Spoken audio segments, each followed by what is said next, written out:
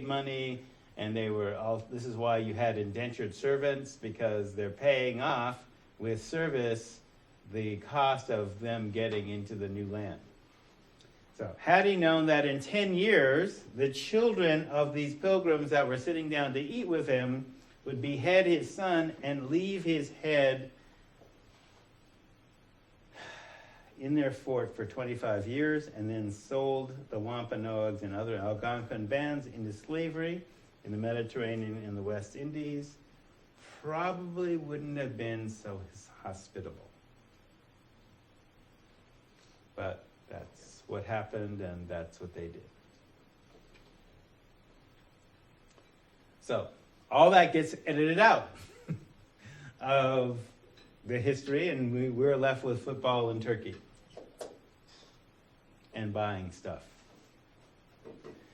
So in chapter 11 of ASANTE, assigned reading, and I'm not going to get into all of it because I'm also going to look at what we have to do to pass the final next week. So I want to concentrate all that. So we're going to jump into some reconstructive stuff.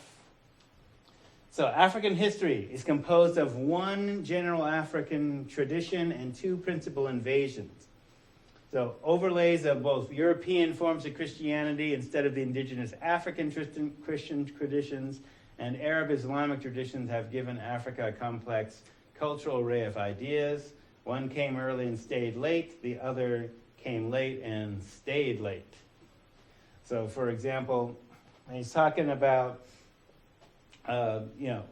he's making a distinction here about even though Arabs basically came from more or less the continent or the subcontinent we now known as mostly Saudi Arabia, he's basically saying that it's separate from what happened in indigenous Africa. Nevertheless, the Christian and Islamic influences changed the structure of African behavior and created new institutions that often competed with or replaced the ancient traditions. Only one country, according to ASANTE, Benin, the former Dahomey, remained predominantly dedicated to an African way of thinking to this day. So other nations, some too quickly, gave way to the religious traditions of other people. So as an example, I think I may have shown you this before, but this is from GANVIE. Russell Means yesterday talked about in his message, which was recorded before his death, he talked about indigenous peoples all over the world. They base their civilizations on the balance between male and female principles. This is an example of that in GANVIE, which is the village that's on stilts outside of Cotonou in Benin. It's on a lake that is fed partially by fresh water and partially by ocean tides. And in it, people retreated from the Fan, whose warrior code did not permit them. So the Fan also were basically raiding for slaves, and their religious beliefs didn't allow them to cross water. So basically, 300 to 400 years ago, this group of people basically started living on the lake in a village built on stilts, practicing their own religion, a variant of Vodun, and also animism. So even though this isn't Benin, basically the idea is still the same. It's Christians who built the fort to enslave us. We're basically going to seek our own healing by practicing our own religion and our own spiritual framework. So GANVIE, this is basically, as you can see, every structure here is built on stilts above the water. The water itself is about 2 meters, about 6 feet deep. And boats like this one, this is carrying fresh water. So they either pole or sometimes, pole within the village, or also they will also have outboard motors. So sometimes, there's water and there's also gasoline, petrol to run the motors. and they're more or less pretty much autonomous. They do trading with the people on shore and do their own carving and artwork.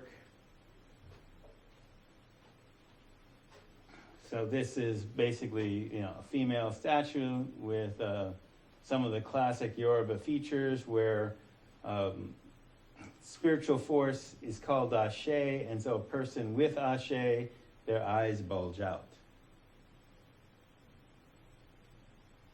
So this is still within the framework of Odun. So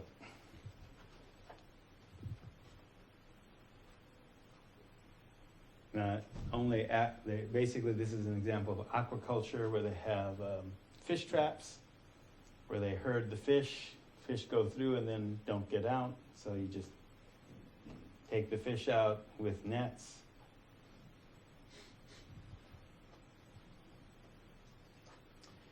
And like Asante referred to, that slowly began the Abrahamic religions, principally Islam and Christianity, started encroaching from one point of view, even though Benin is still traditionally largely non-Abrahamic in scope. The Abrahamic religions, first Islam, so this is a mosque built on stilts and also partially on dry land too, as you can see. And a church also built on dry land in the middle of this lake. So both Christianity and Islam, still not the majority influences even out here, but they're still out there. Not too far away from this, in the sacred forest outside of Ouida in Benin.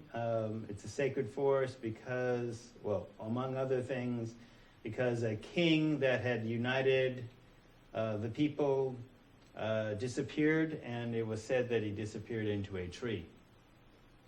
And so they have all these statues of various orishas. One of this, a 3-in-1 deity, forget his name. Have a book that talks about that, and this tree isn't the tree that the king disappeared into, but it's definitely one of the larger ones within that particular sacred forest. So when Europe entered what Asante referred to as the long sleep of what he calls the White Ages, because he's basically taking the meme of, Dark Ages? Well, it wasn't dark anywhere else except with y'all. So, no, we taken that back. So, the White Ages, known elsewhere as the Dark Ages. The context being that the construct of whiteness and white supremacy, of which America is the pinnacle, requires that you forget all other history, her story, our story, and their story in favor of the story that creates and supports a society which requires cultural self-abandonment, cultural amnesia, and divide and conquer strategies. So the White Ages that he's referring to lasted basically the fall of the Roman Empire from roughly 500 to 1000 in the Common Era. And the Arab subcontinent was slowly awakening until the appearance of the Prophet Muhammad of Mecca. So there was, so Islam means to submit to the will of Allah. So there was Islam before Muhammad. And the Quran basically acknowledges this, that Muhammad was one of many Rasuls, and within that particular framework, a Rasul is a messenger of God.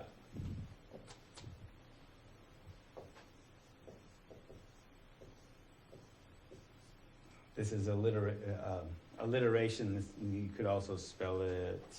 Yeah, well, that's good enough. So Rasul is a messenger of God.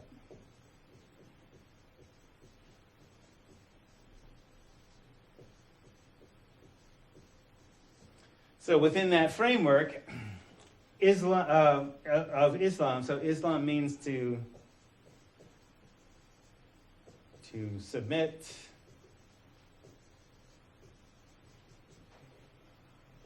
to the will of Allah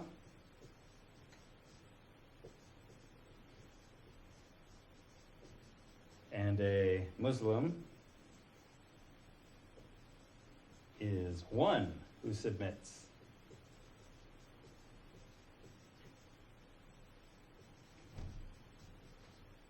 to the will of Allah. Now, there are other Rasuls before Muhammad, Isa being one, Yeshua, Musa, Moses, Isaiah, and the Quran mentions all of these, right? So there is Islam before Muhammad. But within this framework, they say Muhammad was the last one. And there haven't been any since within that framework. And Muhammad's the last one because he has the Quran dictated to him by the Archangel Gabriel, who was the same archangel that announced to Mary that you're pregnant, same archangel that was with Daniel in the lion's den, etc., within that particular framework. I'm saying framework because it's kinder than, say, mythology. Because basically their belief is that, okay, nobody else, your old ways have to go. So it's very similar, except, well, Christianity and Islam adopted that mean. Judaism did not. Does not. It's not about proselytation or converting by the sword or force of arms. So, Prophet Muhammad. Europe, as ASANTE talks about, slept, covered by great sheets of ignorance, essentially off the stage of humanity since the massive fall of the Roman Empire, which had at one time been thought impregnable. Islam rose to international stature on the wings of the Quran and the swords of passionate warriors. So when I first read this, I was thinking, okay, there's some parallels to America here. Because he's basically making the point that, okay, during the, as he calls the White Ages, where everybody else calls it the Dark Ages, Europe is silent. But no place else is dark. Everybody else has learning and culture and technology and some degree of literacy or whatever. But that Europe is kind of off the stage and basically, since there was no concept of a united Europe in the Romans' time, the Romans are attempting to create a united Europe by conquest, except they fall. And so then what happens later after the fall of the Roman Empire, as I've pointed out before, there's an attempt to recreate the Roman Empire using a Europeanized form of Christianity as the glue. So, in Islam, the flight from Mecca to Medina by Muhammad and his followers and then return to Mecca in the 7th century gave Islam the strength it needed to promote itself as an international ideology. So the idea being they had this trauma where they had to fight for their very existence and won enough battles so that they said, okay, God is on our side, so let's take this global. Everywhere we go. And so that part of the globe, besides up into Europe in 700 and across Africa, became an international movement. So, for example, even though we had read in previous chapters of ASANTE about women military leaders who basically fought off Caesar, some of the Romans were successful in making incursions into Africa. General Elaz was invited by Africans in Egypt to drive out the Romans in 639. But what that meant was once the Romans were driven out, the Arabs themselves would remain in power in the power vacuum left in the absence of Roman control. So what happens when your rulers impose a certain order, recreate a certain infrastructure, and then all of a sudden, once they're gone, who's in charge? Do we need people in charge? Is that chaos? Is that anarchy? So what happens is there's a power vacuum and it often gets filled. In this case, the Africans, okay, let's get rid of the Romans. You kind of look like us. Let's get rid of the Romans. Boom, we come in, impose a new world order. Except that now, you got to do what we say. It ain't Latin now anymore, it's Arabic. So, the Arabs would never leave. And soon Arabic was the language of the ruling elites, and Islam replaced both African religions and what forms of Christianity existed that were also either indigenous and or European-based too. So the pattern established in Egypt would then become a standard practice. So in Arab-occupied Africa, Africans who were not Muslims, and sometimes even if they were Muslims, would be abused, tortured, enslaved, and have their lands extorted. And as I had pointed out before, 1/3 of the slaves coming to the United States were Muslim. So Muslims enslaved other Muslims and sent them into slavery. And like the Europeans to come after, Arab invaders found African cultures too willing to fall into the spell of the magic of the book rather than in the traditions of their ancestors. And looking back from the point of view of the 21st century, one of the large mistakes in terms of dealing with this within Africa and the legacy of colonialism is that if you don't have universal literacy, as well as preserving memories in stories, you're at a tactical disadvantage to those who do. Because you can preserve knowledge beyond a person's lifetime. The problem is that knowledge is then open to interpretation. So you often find this in terms of people who, especially in like going to church or mosque or synagogue or something like that, and they go, what is this? How am I supposed to believe in God? When there's so many conflicting stories and beliefs, et cetera, et cetera.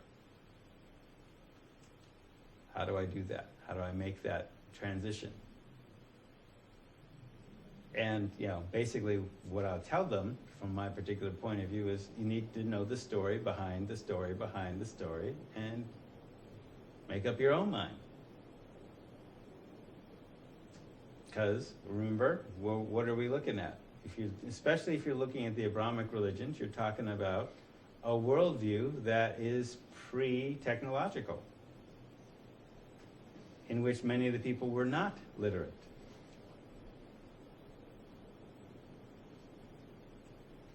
Does your cell phone run because it's the will of Allah? Or electricity?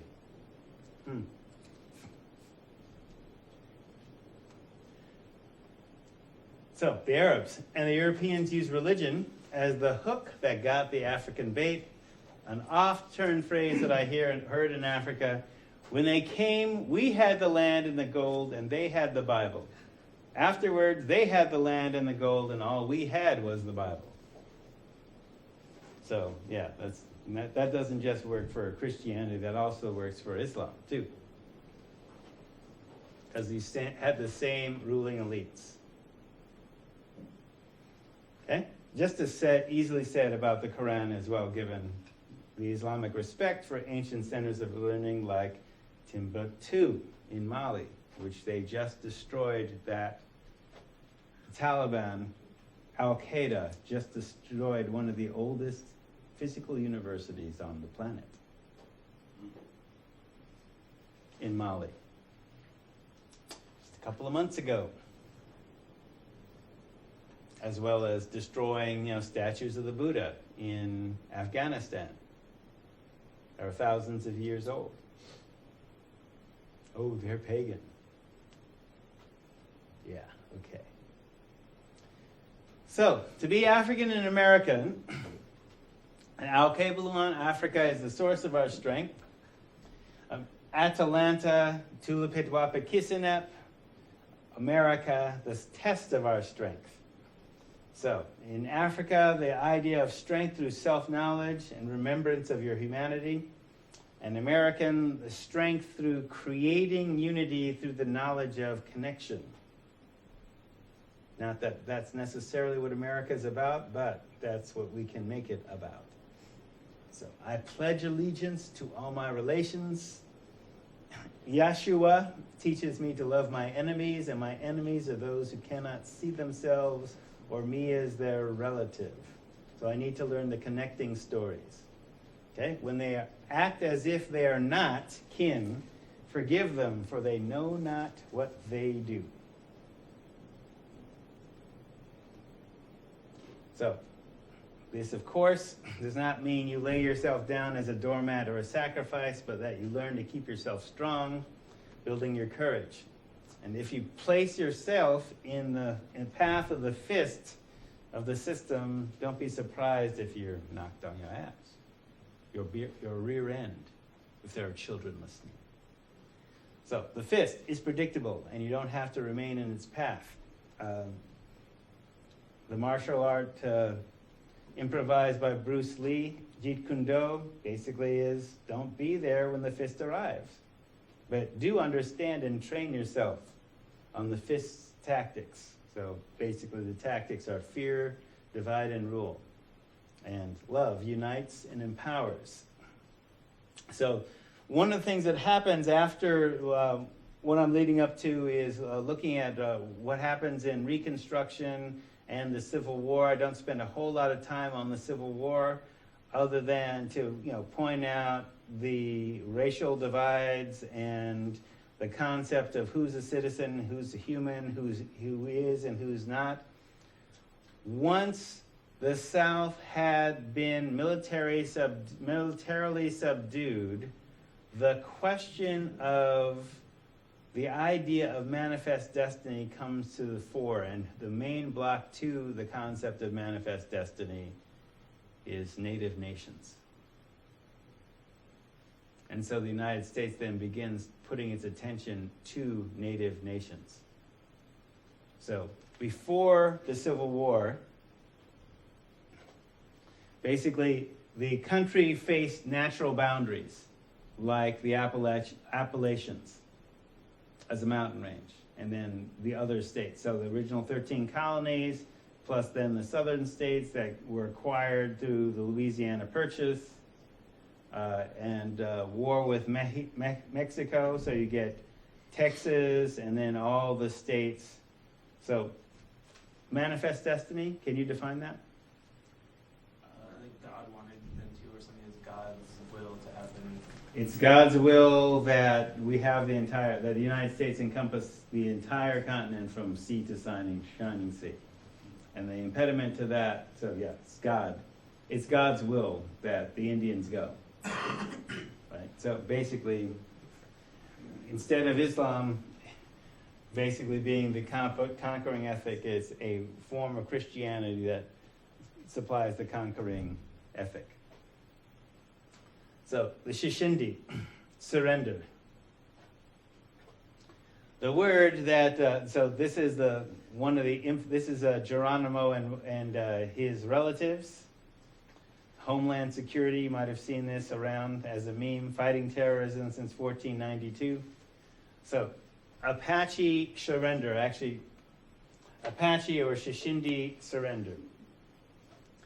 So the Shishindi is another name for Apache. Apache is actually a Zuni word which means enemy, not that the Apaches were enemies with the Zunis, but that is the word that stuck from the Spanish, who the Shishindi were enemies with them. And so there's a concept of surrender, which this is the nearest English translation. So Geronimo, for example, or Geronimo, once allowed himself to be captured by the army to free his relatives in captivity. So in English, surrender means to give up, and he didn't actually use the English word surrender. He used a Shishindi word, kadishte, which means to give over to Creator, not surrender.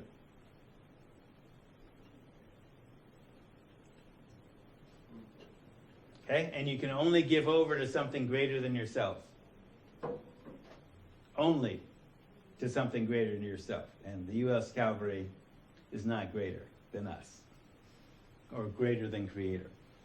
So, translated into English is surrender, but in his language means to give over. Not to give up. So, in his language it meant, I surrender to whatever happens as the will of Creator of which I'm a part.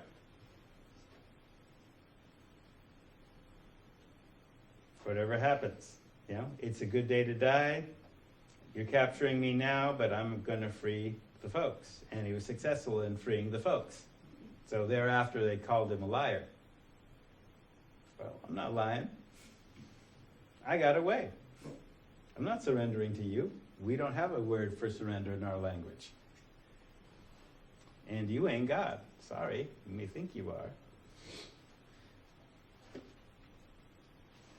So it literally means, the short version, all is made beautiful.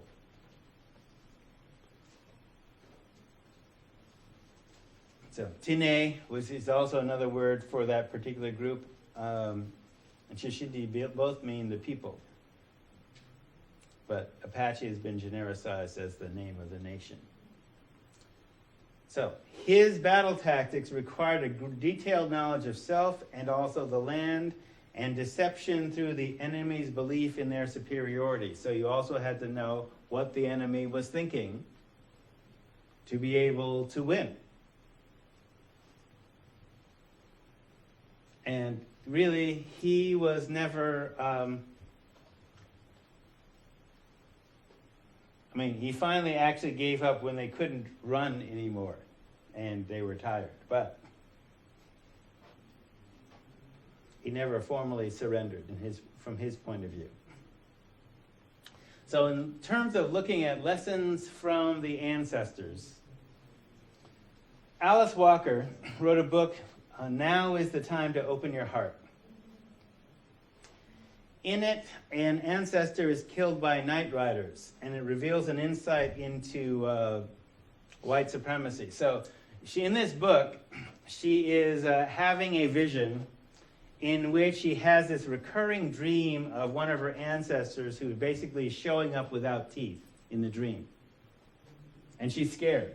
And so this medicine person basically gives her some herbs, and he's said, you're going to have a vision of this particular ancestor. And so you engage with them, you talk with them. So this ancestor described this, what happened with his teeth. How did you lose his teeth? And so apparently he was very attractive, and he was a house slave. And, his master was an old man, and the mistress, the master's wife, was a young woman. And he's a young man, buff from working, as a slave. And he had been called into the woman's bedroom, and he saw himself in a mirror, and he'd never seen himself in the mirror. And he smiled.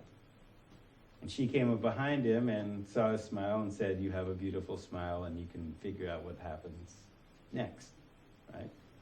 So Massa catches them and basically breaks his teeth out, and then sets the dogs on him, and he's being chased by the dogs, and eventually he trips and falls, and they're shooting at him, and one of them hits him in the heart, so he's like dying, and he's lying there dying, and they're fighting over, wait, we wanted to torture him, and you just killed him. So they're fighting over him dead and dying. So part of the piece here, back to slide. They were curiously inept at creating entertainment for themselves that didn't center around us. I imagine that has not changed. So this is the ancestor talking to her in the vision. Curiously inept at creating entertainment for themselves that didn't center around us, usually torturing us. He was describing as maiming, potential torture, and murder. After pulling out all his teeth with pliers, Massa set him on the road for the night riders. The nigger running, the white fiends chasing, the sound of the dogs. They hated that I had been killed instantly. They hoped to have some fun with me. He was disappointed that he had been robbed of torturing me. He wanted to have some fun with me. Oh, no, you shot him through the heart. And they stood there looking down at me. He turned on the man who had shot me and hit him right there as